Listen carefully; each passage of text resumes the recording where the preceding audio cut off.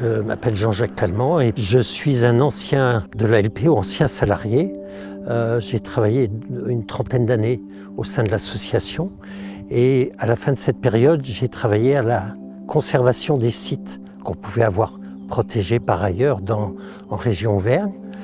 Et je peux dire que j'ai commencé par Cournon, puisque ça a été le premier site effectivement préservé grâce à la commune, c'est très clair, une trentaine d'hectares qui a augmenté un petit peu plus tard en termes de surface et sur lequel on est intervenu parce qu'il y avait beaucoup de choses intéressantes. Bon, ici, en fait, on est dans un espace agricole. L'agriculture en France, en Europe, c'est 4500 ans à peu près. Donc ici, il y a eu des vignes, il y a eu des pâturages, il y a eu des vergers.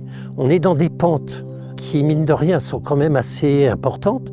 Donc, ce n'est pas des terrains très faciles à cultiver. Et plus récemment, les activités qui sont restées, c'était des troupeaux de moutons et de chèvres qui venaient pâturer. Ça, les derniers troupeaux, c'est 1960-65. Ce site, on peut dire, est tombé dans un abandon agricole au moins.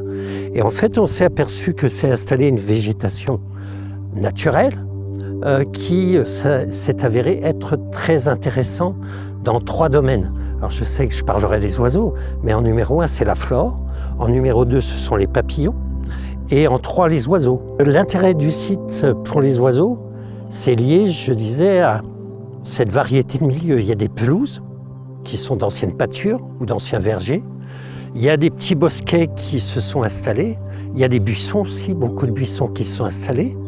Et donc ça entraîne une variété dans ce paysage qui est quasiment totalement agricole sur 1400 hectares et quelques. Et donc là, il n'y a pas d'intervention humaine, sauf de temps en temps. Donc je dirais la faune est tranquille. Et chez les oiseaux, ça donne quand même plus d'une centaine d'espèces qui ont été vues depuis dans les années 90, au début des années 90. Une centaine d'oiseaux. Donc on va avoir des oiseaux capables de nicher par terre, des oiseaux capables de nicher dans les buissons, un petit peu plus nombreux et qui eux sont en augmentation sur le site par exemple, et puis quelques oiseaux qui nichent dans les arbres. Quelques anciennes tonnes de vignes, et là aussi on peut avoir des oiseaux qui s'abritent spécialement dans des bâtiments. Alors il y a des oiseaux par contre, puisqu'on a fait des études en 2000 et puis en 2017, où on est capable de dire le nombre de couples qui nichaient sur la surface qui nous intéressait. Les oiseaux de buisson, là, ça va apparemment très bien. On a la petite fauvette grisette qui adore nicher dans les buissons comme on a autour de nous.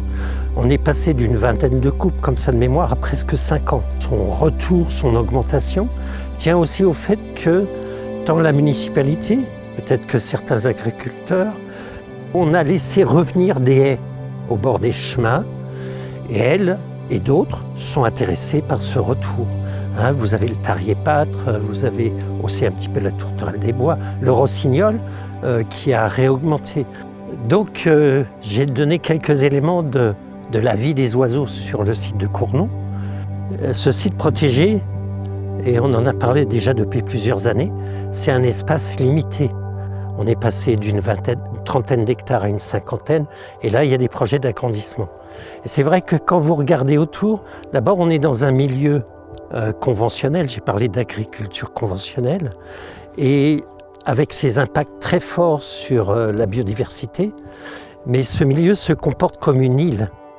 Et là, quoi qu'on fasse, ça va s'appauvrir au fil des décennies. On en est à 30 ans. J'espère que ce site sera protégé pour longtemps encore.